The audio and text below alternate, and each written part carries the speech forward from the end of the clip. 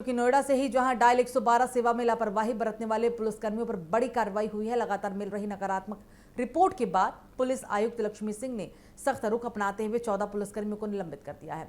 ये सभी पुलिसकर्मी डायल 112 की पीआरवी यानी कि पुलिस रिस्पांस व्हीकल पर कमांडर के तौर पर तैनात थे।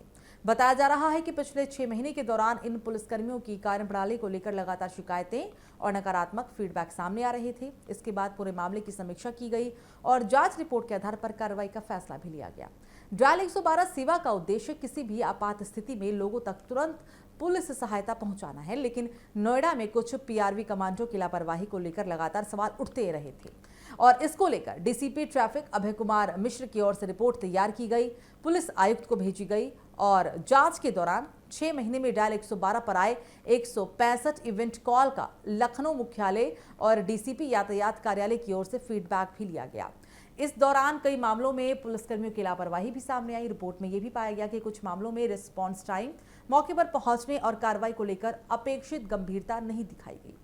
रिपोर्ट पुलिस आयुक्त लक्ष्मी सिंह के सामने रखी गई, जिसके बाद उन्होंने मामले को गंभीरता से लेते हुए कार्रवाई के निर्देश दे दिए। इसके बाद सभी 14 पुलिसकर्मियों को तत्काल प्रभाव से निलंबित कर दिया गया। निलंबित किए गए पुलिसकर्मियों में संदीप यादव, मोनू, पवन, अर्जुन, नितिन, मनोज, गुरवीर, देवेंद्र, सुधांशु गुप्ता, गंगा सागर, कमलेश, अशोक, अंकित और विवेक शामिल हैं।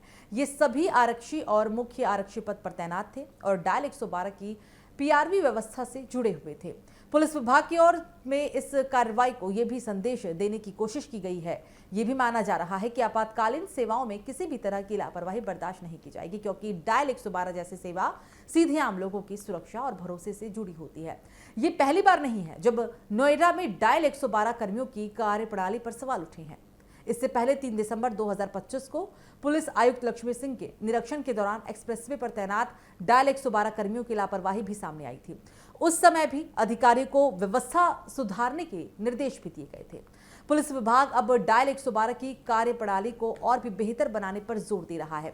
अधिकारियों का कहना है कि पीआरवी कर्मियों की जिम्मेदारी सिर्फ कॉल रिसीव करने तक सीमित नहीं है, बल्कि मौके पर समय से पहुंचकर लोगों की मदद करना और सही कार्रवाई करना भी उनकी प्राथमिक जिम्मेदारी होती है।